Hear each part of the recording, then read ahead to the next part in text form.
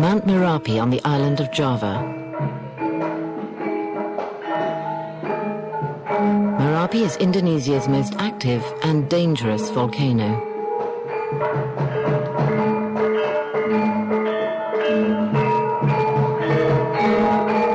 But despite the danger, the slopes below Merapi are intensively farmed. Java's volcanoes have created some of the most fertile agricultural land on Earth. With 120 million people, Java is the world's most densely populated island. Yet it's self-sufficient in food. The fertile soil allows farmers 2 to 3 harvests a year, with little or no need for fertilizer. But in spite of this natural abundance, there's a vital ingredient missing from Java's soil. It's only needed in minute quantities, but for millions of Indonesians, it can mean the difference between health and happiness or a lifetime of handicap and misery.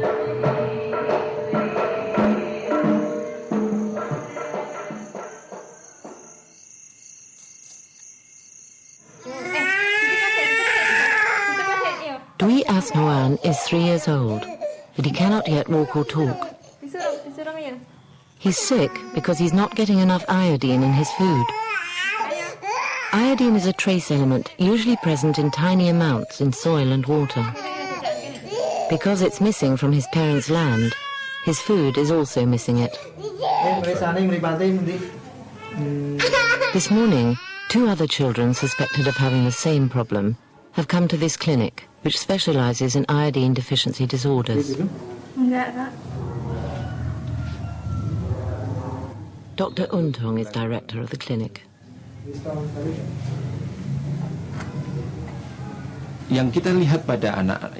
Iodine deficiency kills children.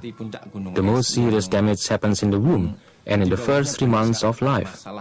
Without iodine, children suffer from a range of illnesses we call iodine deficiency disorders, or IDD. There may be 3 million children here with IDD, and we don't have the money to do expensive lab tests, so we have to rely on visual observations like this. Dwi's mother, Mahmuda, has had a swelling on her throat since her early teens. It's a strong sign of lack of iodine.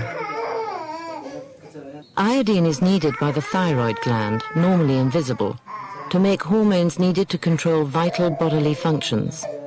When there's not enough, it has to work harder and expands, producing this telltale swelling known as goiter. So it's no surprise that her child is also unwell.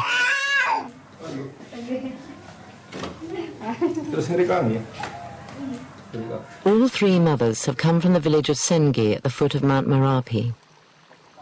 While goiter is the best-known sign of iodine deficiency, the most serious damage goes unseen. It takes place in the months before and after birth. Damage done at this stage of a child's development is irreversible. In areas where iodine deficiency is endemic, a high proportion of babies are born seriously underweight. And there are many stillbirths. Mahmuda's neighbor, Suryani, is about to go into labor.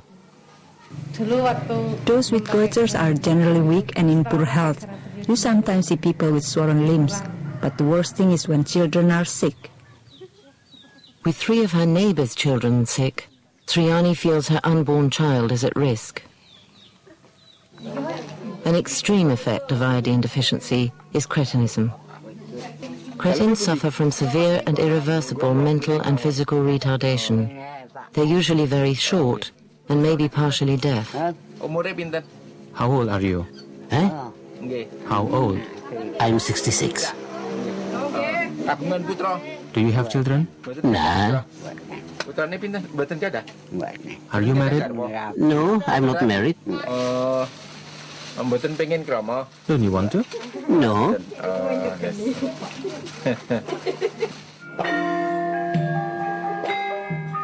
Goiter and cretinism are only the most visible sign of the far wider, more devastating impacts of iodine deficiency. IDD can seriously damage the brain, slowing mental responses and impairing intelligence levels. Even moderate IDD can lead to a drop of 10 to 20 points in the IQ performance of sufferers. Children suffer most. They are slower and less intelligent. Then as adults, they will be weaker and unable to work as well. And they will be less productive and won't have the same quality of life. In fact, it's like losing a huge part of your life, never getting the chances you should have had. Where people lack the iodine their bodies need, there are untold stories of lost opportunities in life. But for Kamidi, who suffers from severe cretinism, life changed completely 20 years ago. A distinguished endocrinologist came to Sengi and took a personal interest in him. When I saw him, he was so lonely under the tree. It doesn't work at all. But he was classified as an endemic cretin. Giving iodine supplements can't reverse existing brain damage, but it can revitalize sufferers. Next year, when I came there, he was so different in appearance, and he decided to marry somebody.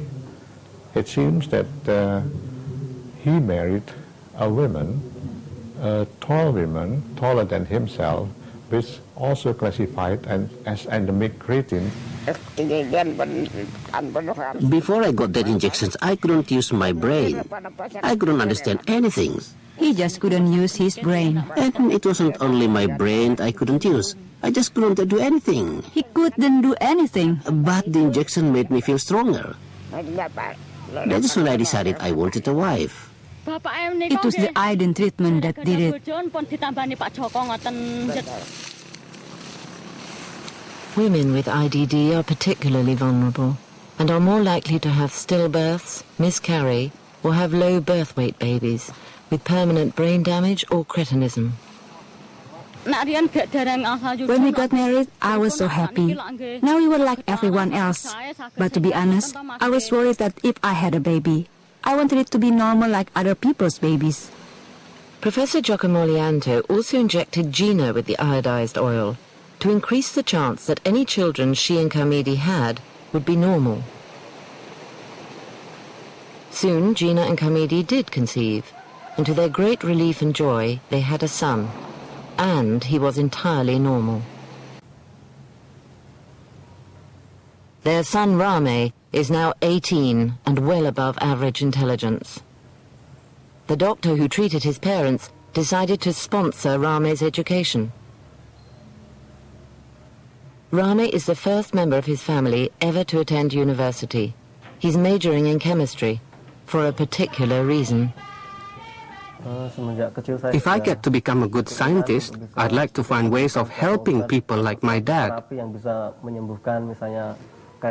I hope no more generations are born in the future having to suffer like my dad did. When I was a kid, I used to dream of discovering some kind of cure to make him normal. Of course, I know now that that's not possible. Since I was a kid, I wished my dad could be as tall as other kids' dads, and think normally, and talk normally with other people. Was Kamidi ever badly treated by the other villagers because of his condition? No, he was always well treated, and the villagers were very understanding. In fact, his father loved him better than his other children because of his condition. Because my husband can't speak properly, we have developed our own special language in the family. So if outsiders can understand what he's trying to say, we do, even if he uses the wrong words. Who did you say is having a baby? It's Riani up the road. How are her tomatoes doing? They're good. Why don't we grow tomatoes too then? We do. What? Those that came in the plastic bag? You're having me on. No, we bought them from a neighbor who needed cash. We didn't grow them.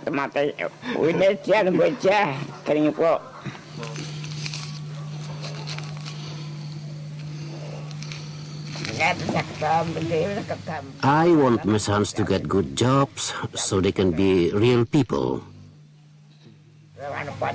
I'm proud of them. Rame's family story is vivid proof that all that's needed to end the scourge of IDD is a consistent dosage of iodine, provided it's given soon enough and in the right quantities. It's not just people who suffer from lack of iodine. Agriculture's affected too, with farm animals lacking the vitality they'd normally get from a more complete diet, with unhealthy livestock producing fewer eggs, less meat and less wool. Farmers lose out as a result.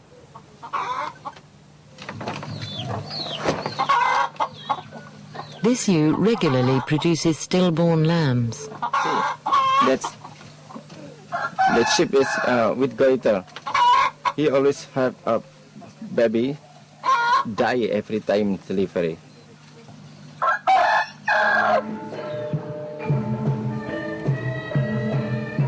Across the world, vast areas of land don't contain enough iodine, and 1 billion people remain at risk from IDD. Treating entire populations with regular iodine supplements in the way that Kamidi and Gina were is impractical. A simpler option is to fortify salt with small amounts of iodine. Salt is an ideal carrier because everyone needs it in fairly constant daily amounts. In conjunction with many governments, UNICEF has long advocated the universal iodization of salt. In Indonesia, salt producers are legally obliged to add iodine. This salt factory on Java's northern coastline is typical of Indonesia's many salt producers, adding the specified amount of iodine. It's added through a dispensing nozzle before being thoroughly mixed in.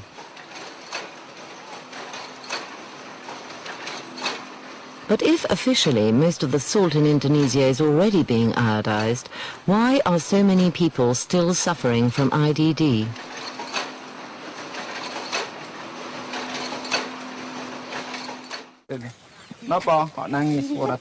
Hello, Mahmuda. Hello.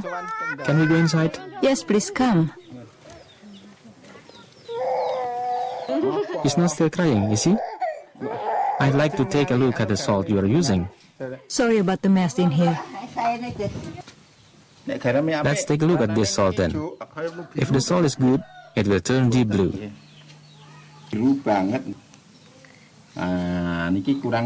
Just look at this. This is not good at all.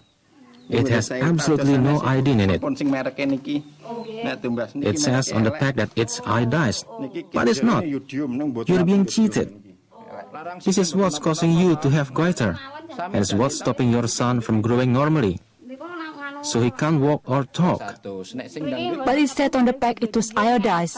That's why I bought it in the first place. Well, they're lying. Dr. Untung now goes on to check the salt in the homes of the other 2 sick children he saw in the clinic.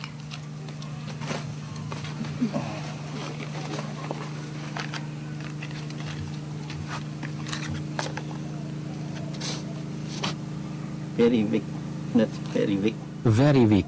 No iodine. Hello. Hello, baby Ramina. I want to come and check your salt. Yes, please come in.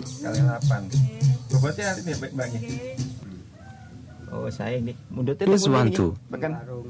It's useless. It has hardly any iodine.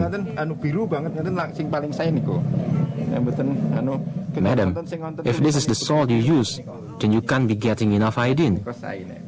And because of that, neither is your baby.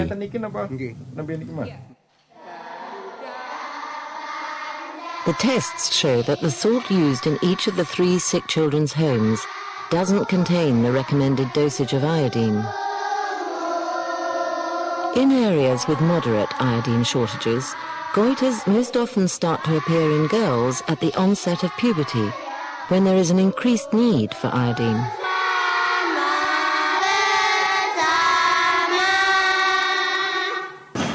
Dr. Untung's assistant, Fifi, a nutritionist, visits a local school to check for signs of more widespread IDD.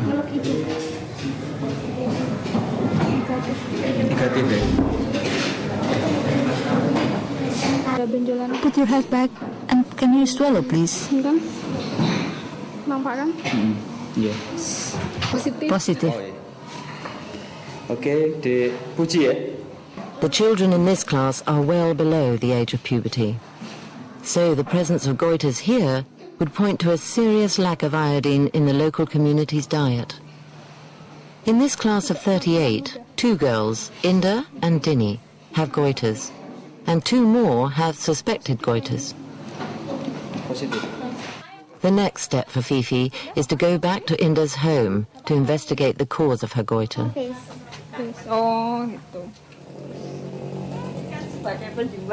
I've got 2 different brands of salt. Look, they're GM and Fisherman's Boat. Do you keep them sealed up or open? I usually leave the packet open back there in the kitchen. A certain amount of iodine is lost from the salt through open air or damp storage and through cooking. But the legally required concentration of iodine should compensate for this. Both salts fail the test. This salt is now good. See? Salt with enough iodine in it should turn really deep purple like this. Don't worry too much about the swelling on your daughter's throat. It's not dangerous and it should return to normal once she starts getting enough iodine. Don't be afraid, she's going to be fine. So she'll be normal again. Fifi does the same test in Dini's home with exactly the same results. You may have seen cretins around. Do you know what they are? You mean those short people? Yes, that comes from lack of iodine. Dr. Untung's team repeat the test in another more remote village.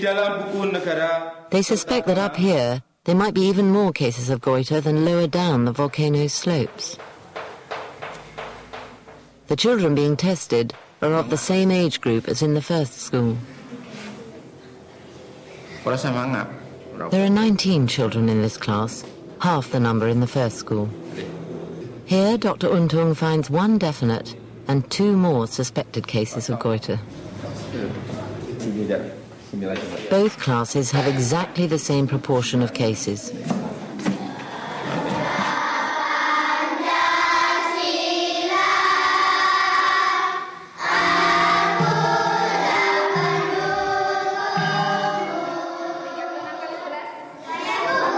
Our limited test points to a general lack of iodine in the diet of these children. Without the iodine they need, many of these children will simply never perform in school as well as they could.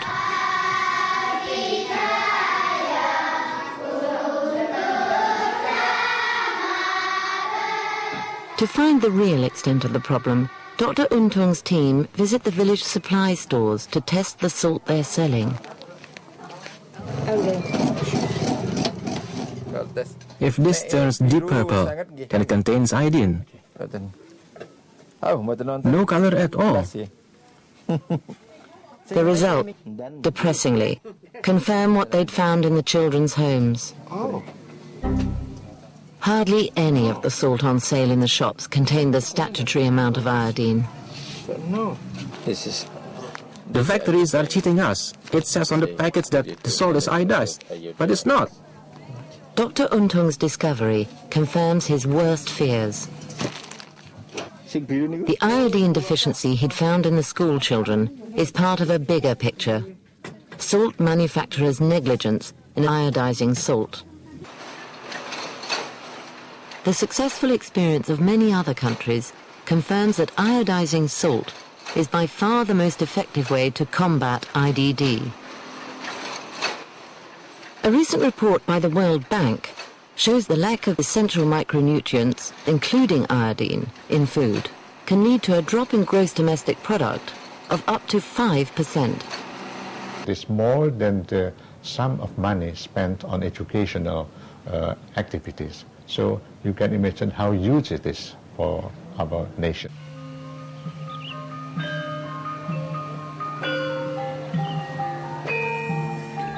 As a result of substandard salt being sold as iodized, untold numbers of children will never have the chance to live their lives to the full.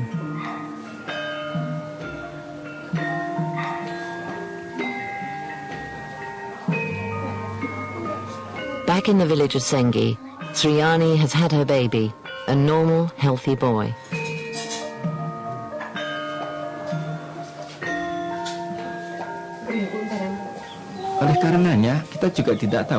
All this adds to the problem of development in our country. IDD is a simple problem which we know how to fix cheaply and effectively. But for the relative cost of just a few pennies, we haven't done it. Instead, our country is being held back with a much more serious and costly problem.